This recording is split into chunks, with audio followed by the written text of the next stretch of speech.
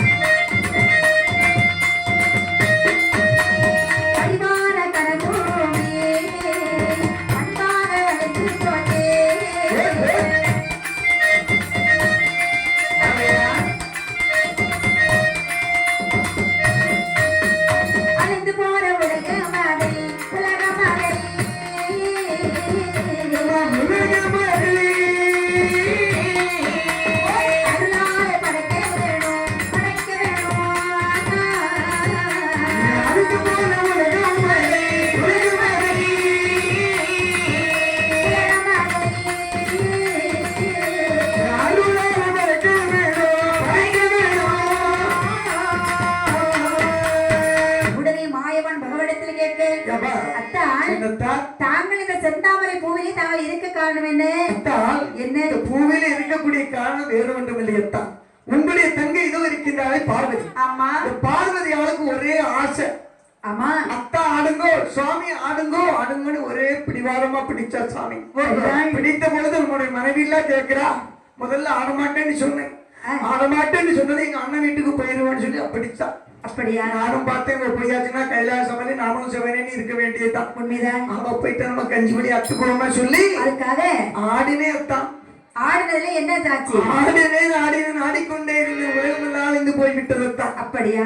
இப்பொழுது நான் என்ன எதற்காக அழைத்தீர்கள்? நான் என்ன செய்ய வேண்டும் சொல்லுங்களேன் தான். அத்தான் என்ன, இந்த உலகத்தை அழிந்து போன உலகத்தை மறுபடியும் பிறவி செய்ய வேண்டும்.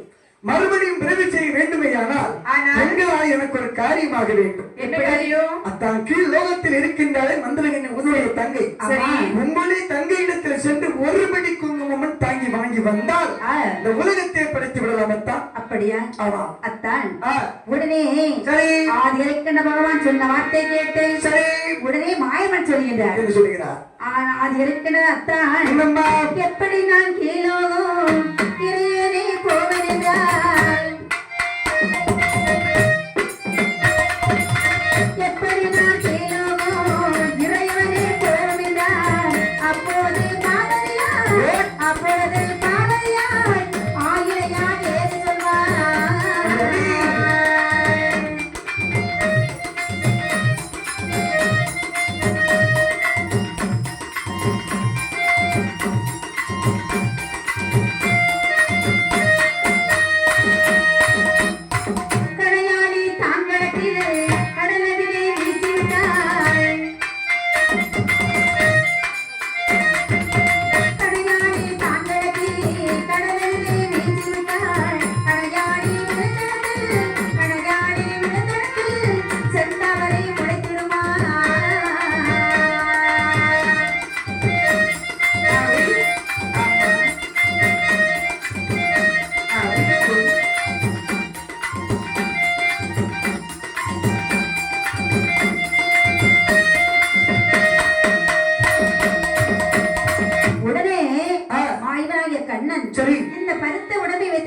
தான் போக முடியும். அத்தா என்ன நீங்க நினைத்தால் சில காரியங்கள் நடக்காம முடிஞ்சிருக்கிறதா? சரிதான். எத்தனையோ விஷயங்கள் நீங்க தான் எனக்கு உபகாரம் செய்திருக்கீங்க. இந்த விஷயம் தங்களுக்கு தெரியாத சொத்தா? எப்படியாவது தங்களுக்கு தெரியாத வித்தை எதுவும் இல்லை, சென்று வாருங்கள் அத்தா. அப்படி என்று சொன்னதோ சரி. பார்வதியானவள் கணையாடிய கடைச்சி கடலுக்குள் எறிகின்றாள். ஆமா. கீழ் உலகத்தில் வேறொன்று மேலுலகத்தில் தாமரை பூவா மலர்கிறது. ஆஹா. அந்த தாமரை பூவை வழியாக சரி. தாமரை தண்டு ஒரு வழியாக ஆமா. மாயவனால் கண்ணல் எந்த கோலத்தோடு வருகிறார் பாருங்கள். செல்லம்மா. என்னை உண்ட மாயவனா மாயவனா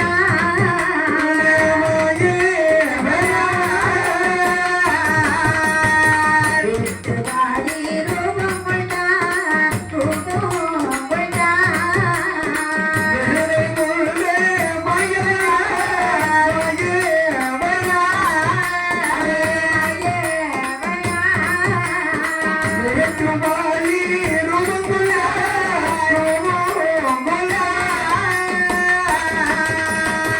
தாமரை தண்டுடி மணி தாங்கோ நான் மாயவனா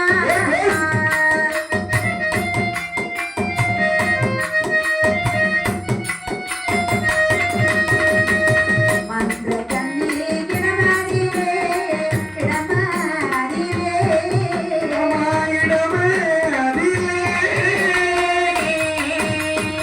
மாயவனார் வந்த போது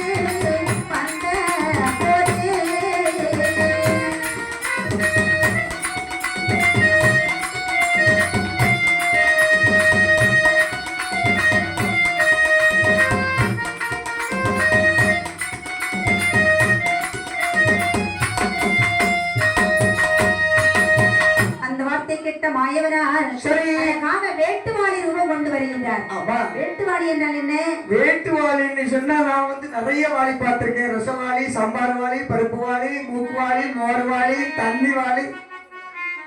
அந்த வாளி வேணுமா? அந்த வாளி அல்ல. ஆ, வேட்டுவாளி என்று ஒரு பூச்சி அது. ஒரு பூச்சி வாளி, இடைச்சிறிய வேட்டுவாளி. சிறிய வேட்டுவாளி. இப்பதான் ஞாபகத்து வந்து. வர, வர. அதாவது இந்த வேட்டுவாளி நம்ம வீட்டுல எல்லாம் கூடு கட்டுறது உண்டு. எல்லா வீட்லயும் கட்டார். வேற ஒரு சில வீட்டுல நம்ம புது தம்பதியர்கள் இருக்கக்கூடிய வீட்டுல அப்பா வந்து கட்டி கட்டி போட்டுட்டு போயிடும். அப்படியா? இப்படிதான் எங்க வீட்டுல ஒரு நாள் கெட்டுன்னு சொல்லி நானும் ஒற்றை அடிச்சுக்கிட்டு இருந்தேன். சரி. ஒற்றை அடிக்கும் போது எங்க அம்மா கூப்பிட்டு சொல்றாங்க, அப்பா ஒற்றை அடிக்கிறதெல்லாம் சரிதான், அந்த கூட்டை மட்டும் தட்டி விட்டுறாத. ஓஹோ. ஏம்மான்னு கேட்டேன். என்ன சொன்னாங்க? வேட்டு வாளி கூடுப்பா, அந்த கூடு வந்து மண்ணால கெட்டுறது, நமக்கு சில நேரங்கள் நல்லது நடக்கும்னு சொன்னாங்க. ஆமா. அப்படின்னா என்னதுப்பான்னு கேட்ட போது சொன்னாங்க, அப்பா உனக்கு திருமணம் ஆகி இப்பதான் 2-3 மாசம் ஆச்சு. எப்படியாவது உன் மனைவி வயத்துல ஏதாவது குழந்தைகளுக்கு அறிகுறி இருந்தால் கண்டிப்பா அந்த கூடு கட்டும்னு சொன்னாங்க. நானும் அம்மா வார்த்தை கேட்டு அதை விட்டுட்டு மற்றபடி எல்லாம் ஒற்றை அடிச்சுட்டு அப்படி பல நாள் இருந்து ஒரு 2 மாசம் கழியல ஓடோடி வர்றேன். என் மனைவி இந்த பாருங்கோ, நமக்கு குழந்தை ஜனிச்சிருக்கு, என் வயிற்றுல குழந்தை ஜனிச்சிருக்குன்னு சந்தோஷமான செய்தியை சொன்னா. நானும் சந்தோஷப்பட்டு ஓடோடி சொன்னேன் அம்மாவிட்ட. சொன்னேன், அம்மா எனக்கும் என் மனைவிக்கு அதாவது எங்க 2 பேருக்கும் குழந்தை ஜனிச்சிருக்குமான்னு. சரி.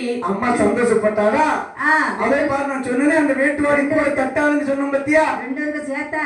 ஆமா. அதாவது கணவன் மனைவி நாங்கள் அல்லவா, அதனால் என்னுடைய குழந்தை என் மனைவி வயிற்றுல ஜனித்து இருக்கிறது என்னுடைய மனைவி என்னிடத்துல சொன்ன. ஆமா. ஆனால் இல்ல மூச்சு விடாம சொல்றேன். நானும் தட்டாமல் இருந்தது எங்க அம்மா பெருமையா சொன்னாங்க. மகனே நீ தட்டாதுன்னு சொன்ன, அதே மாதிரி தட்டாம இருக்கு. அதே போல என்னுடைய வாக்கு பறிச்சிருக்கு பத்தியா?